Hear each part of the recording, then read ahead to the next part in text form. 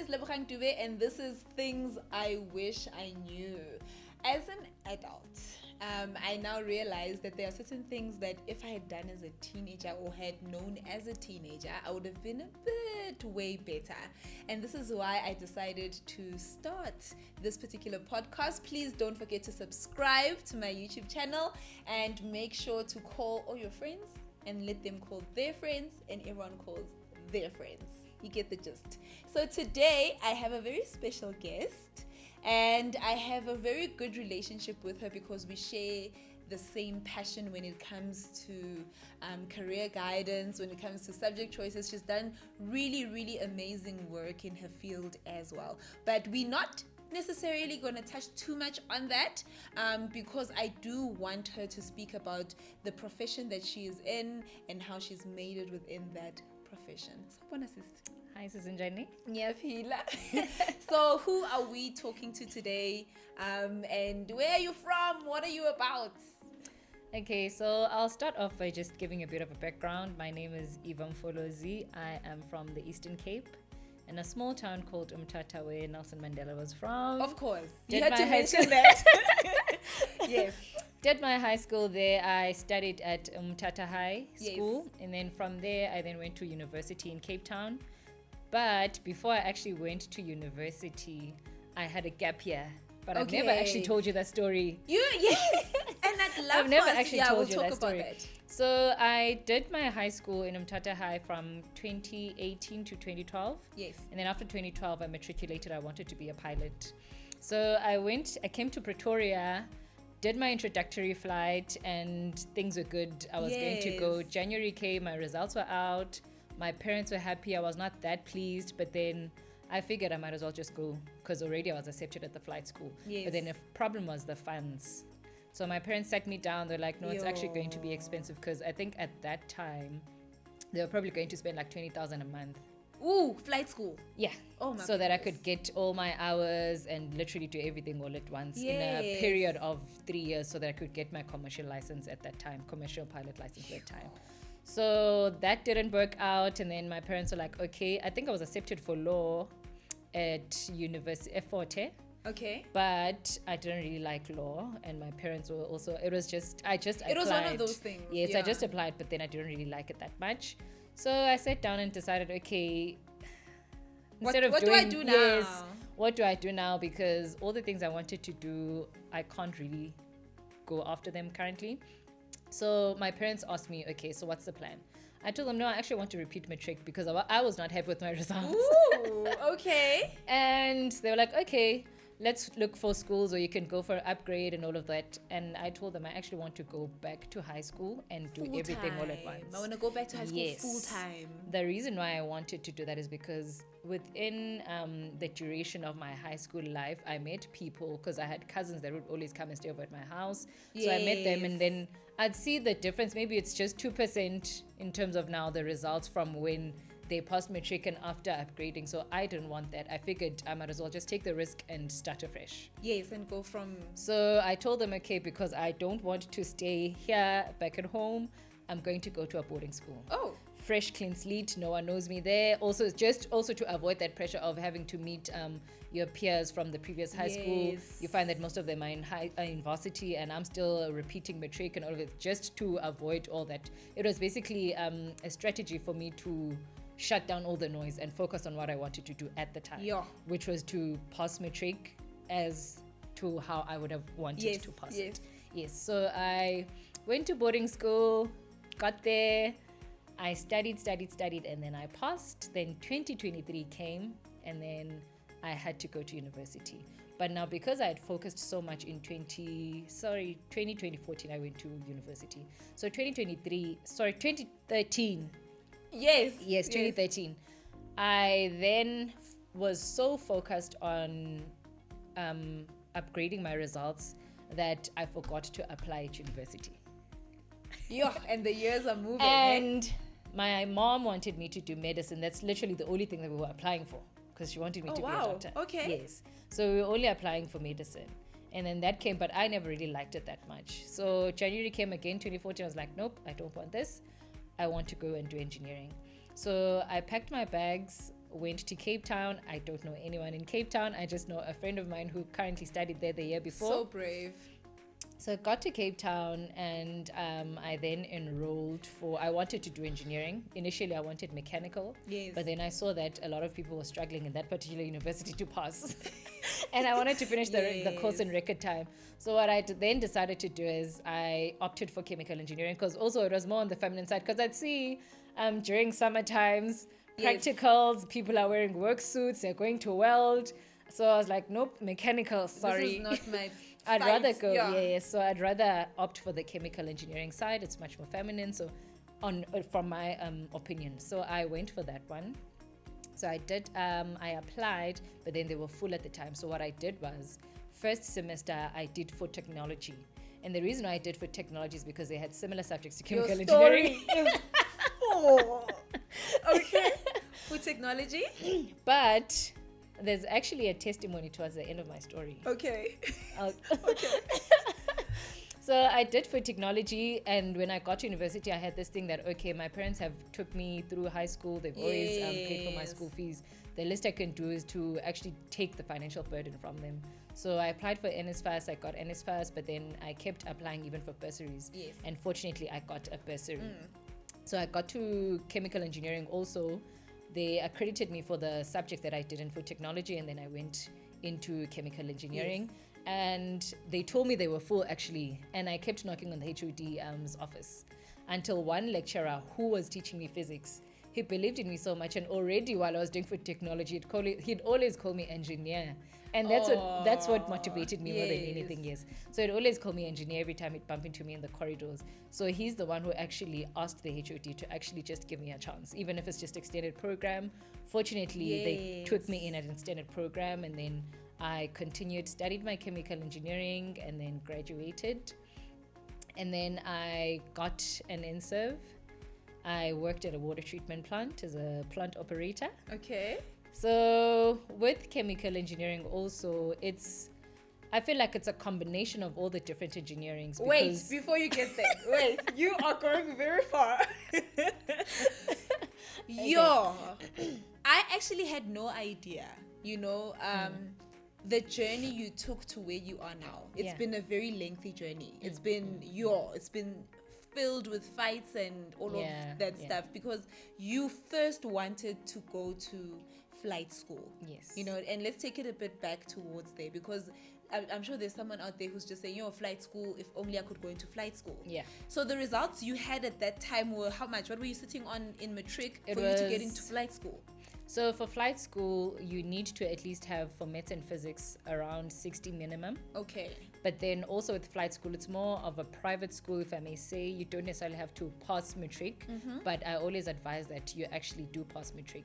Because with flight school, it's more of a thing of you first get it's just like a driver's license. Yes. So you first start with your and personal... it's a private... Yes. Yeah. So you first get the private pilot license, and you get a certain number of hours to get that, and then after that you then keep flying again, and then you get your commercial pilot license, and then you can become a pilot, where now you will fly for the different types of airlines. How many months were you looking at? Because remember, you wanted to go in. Yes. And it would be 20,000 a month. Yes. So how long would it have taken you to actually be where you wanted to be? So they usually give you hours when it comes to commercial pilot license. So I think maybe there's half hours, say for example, just for the sake of conversation, it's 150 for private pilot license, and then for commercial pilot license, we can say it's 300 hours. Oh, okay. So it's you basically, depending on how much you can afford to actually fly and get those hours in, that's how much money you can spend. With me, I had to break maybe say those 300 hours into a period of 4 years, also to allow my parents, because at the time the initial 3 years. Oh. Because the actual amount that it would cost me to get the commercial pilot license at that time was around 320,000. So I couldn't just let them 320,000 at that time. So I think now it's slightly even higher. Way more. And I wanted to ask that question because sometimes maybe you'll say something important. I felt like that was very important. And you've just answered someone's question, you know. I did have someone in my inbox the other day on TikTok asking me about it, you know, and just saying I went there and the funding wasn't great, and So thank you for answering that. And also, just to add on to that, sorry. Also, there are different types of flight schools, but also you want to go to the recognized ones. Yes, as it's well. like nursing. So I think it was the second best at the time. It was the second best at the time. So also, just so that you actually get registered and you're able to actually fly, the sooner the better. And also, depending on the Yes. flight school you went to. So that's why I opted for that one. Otherwise, there are cheaper options, but those I would advise you go mainly if it's just for private license, not to be a commercial pilot. Yes. That makes sense. Okay, so that doesn't work out. Okay, and then you're thinking, should I upgrade? I don't think I must upgrade because sometimes upgrading doesn't work to the best. Yeah. And I think we've seen that. Sometimes upgrading doesn't work to the best. We're not saying always. We're saying sometimes. I agree Okay, with you. and then you decide to go back to school full time. Yes. That's something else that I've heard a lot of people asking me about. And so it is possible. It is possible for someone to go and start from scratch, go back and do their matric fully, but you changed schools for that. You didn't go back to your same school. Yes. Yeah, okay. And also, I think when you do decide to do that, just always remember and know why you're doing it. Yes. That's very important. Your attitude when you're going there. Always have a teachable spirit. I always say that. Always be willing to learn. Don't go there knowing that, no, I've actually mastered this, I'm just going there to, no. That's a recipe for failure. Go there openly and willingly to learn. Yes. Because the more you are eager to learn, the much more better it's going to be for you, and you'll find that you'll produce even much more positive results. In your gap year, I know it sounds like I'm everywhere, but these are the common questions that we get. You Yes. know, in your gap year, for you, was it one of those things that were insightful? You know, or was it one of those, oh, what a waste of time? Or what did you get up to? What was like? So it was very insightful. I remember I got to the high school, and usually high schools don't allow people to just start from matric. Yes. So I got to the high school. I think I got to the high school on Sunday, and they had already started with the admissions at the hostel. No one knew I was coming besides the principal, and I got the principal's number through a friend. So I called the principal, told them the story, and then told them I'd be arriving on Sunday. So I'm only going to meet the principal on Monday. So I had to actually convince the matron at the hostel at the time to actually allow me. And I just said to him that, no, I actually have been enrolled in the school. So I'm meeting the principal tomorrow. Okay. So they allowed me at the school. And then I think for a good week, every Monday I'd go to the principal's office and he'd tell me that it's full. And then I initially told her, I think towards the end of the week, that So okay. it was a fight in itself. It was. Yeah, it wasn't that easy. No. So I eventually told the principal that, you know what, I know that you're busy and I understand that. In the meantime, I'll go and attend classes. That's a fighting spirit. Yeah. So like, in the meantime, let me go attend classes, and then when you have time for me, we'll catch up. Yeah. We'll catch up. We'll do all the admin, because I feel like it's just the admin work that needs to be done. It won't be much of a difference. I promise I'll be a good student. I'll be well behaved. I'll just sit in my corner because I'm just here to study. Let me push it myself. Okay. I love the drive. Yes. People fight for their education when they want to, you know, and I love the drive that you had. Let's take a little breakaway session. Things you wish you knew in grade 11, because now you've had all this that's happening and you've learned so much. What are some of the things that you wish you knew in grade 11 that you also feel like would have made your life easier? I think the main thing, because in high school, I have a very playful personality. So I think in high school, I was not underperforming student, but rather I was very playful in class. I was a problematic student. Oh, okay. That's new. I was a problematic student in class. So I think if I had focused on my studies at the time, I would have produced even better results, because also grade 11 is preparation for matric.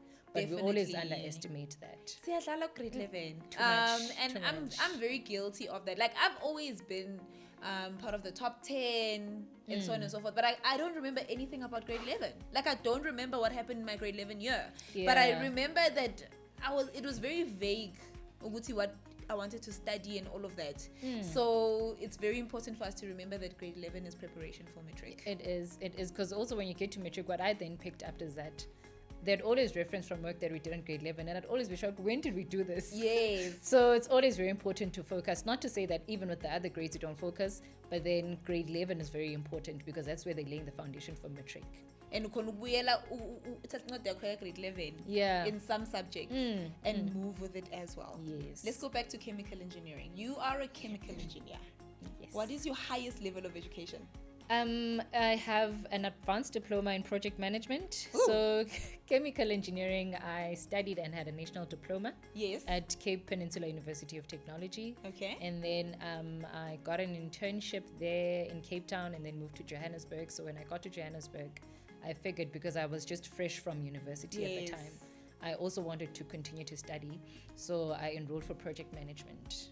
Okay. Because also of the industry where I was working, I felt like it's very ideal for me to also have project management in my pocket. So I have advanced diploma in project management. So proud of you, because I know Guti project management is one of those things that a lot of engineers also talk about as well. You're not the first engineer that's speaking about it that I've heard speaking about project so maybe if you're an engineer, it's something you'd like to look into. Yes, for sure, because you deal with a lot of projects unless you in the process plant, but even within the process plant you need to know how to maybe coordinate a project, know project timelines, all those nitty-gritties.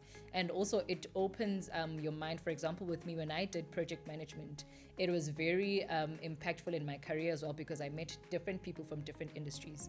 It helped me not to now understand engineering from a operator, a water treatment person, because at the time I was working for a water treatment plant, but then I knew how construction works, I knew how mechanical engineering works, so it's a generic, so it opens up your mind as well. So good. So if you don't know this about me, I also did engineering first, dropped out,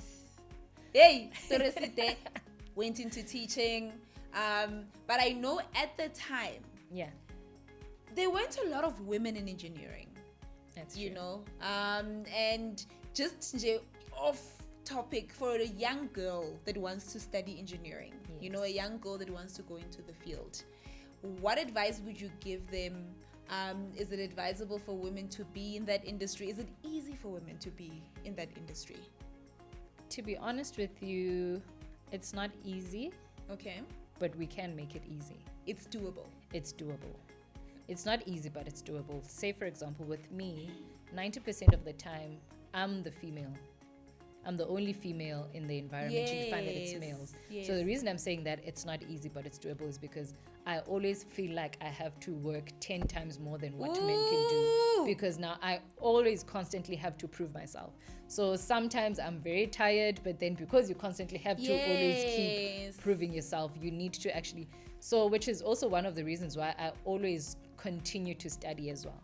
Because I want to equip myself and to keep proving myself that actually it's not a mistake that I'm here. I'm here because I can also do this. Actually, speaking of that, we are living in an industry, not an industry, but we're living in times. Yes, in times. Where women are doing things that we never thought possible, you know?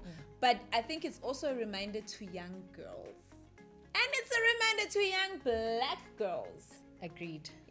We're putting that disclaimer as well to say we're not forgetting, because then when you do get into such industries, you are going to work harder than men do. And it's a topic.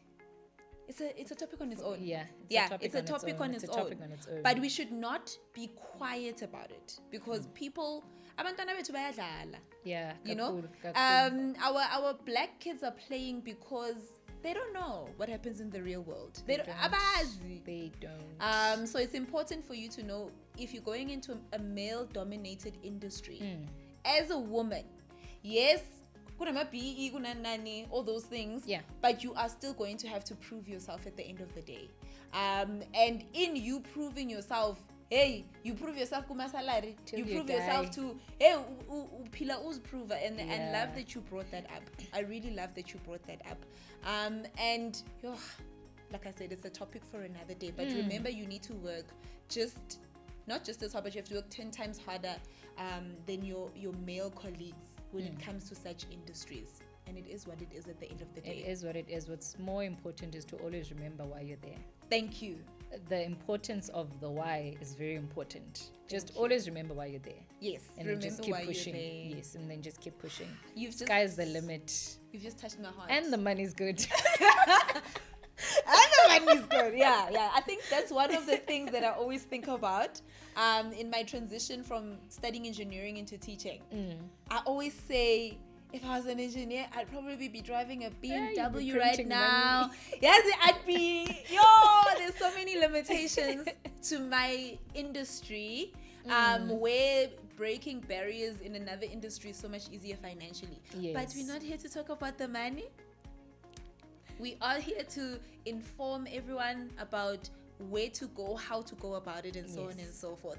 But you are advising women to break into those industries. Yes, I do advise women to break into those industries. There's a lot of opportunities that we can break into with all the different divisions. So with chemical engineering, like I mentioned, it's the different types of engineerings all together.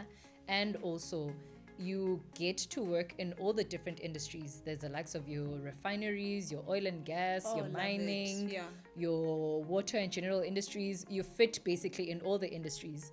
And you can even work in banking as a consultant as well. Yes. Short courses in engineering that you would recommend if someone is like, hey, like I've got my national diploma or I've got my degree, I've got my undergrad, Yes. but I'm not interested in going postgrad per se.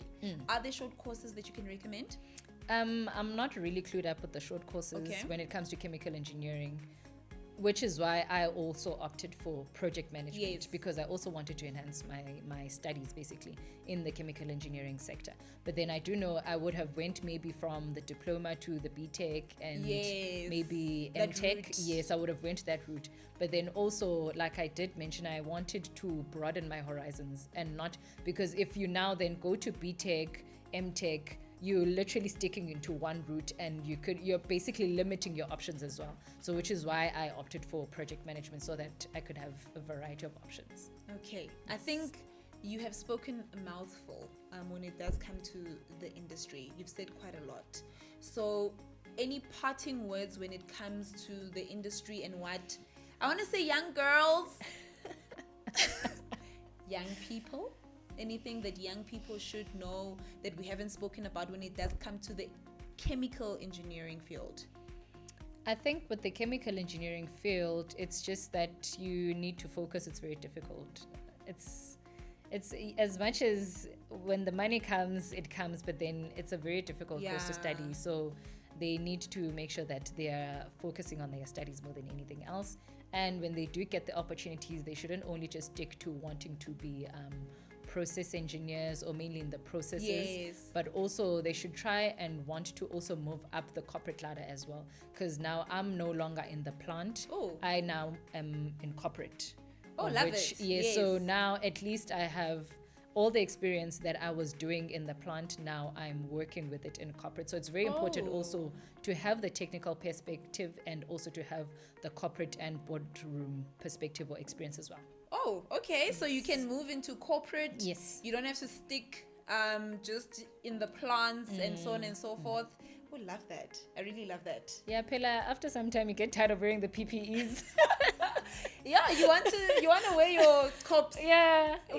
Cops and your pencil skirts, and your environment allows you to dress up and look the part. Now it does. Initially it didn't, but then now it does. Okay. So I was talking to Eva, and she is an amazing young woman who's doing very well in the engineering industry, and you want to hook up with her, or you want to like hit her up, on the socials. Can we follow you? Are you big on the socials? I'm very bad on social media. Okay. I'm very bad with social media. But you can follow me. It's Eva_Mfolozi. And then, you can follow me. I just only have Instagram.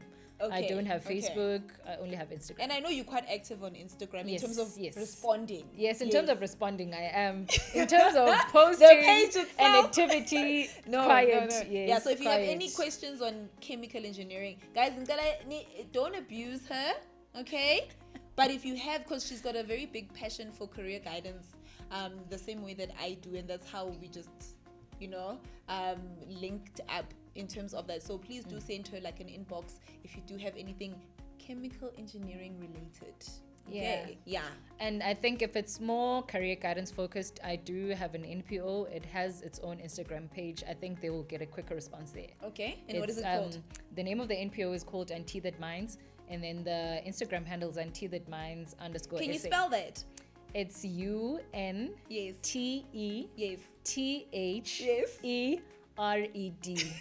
Minds MINDS _SA. Okay. So untethered means to be without restrictions, to be without limits. So untethered minds. Absolutely amazing. Thank you so much for joining me and informing our young people. It's very important for us to let them know about what we know now and not keep it to ourselves. Yes, and hoard information. There's information out there and we are giving it to you guys. Thank you so much for joining us. Don't forget to subscribe so that you can be able to be up to date with everything that we are talking about. Thank you. Thank you.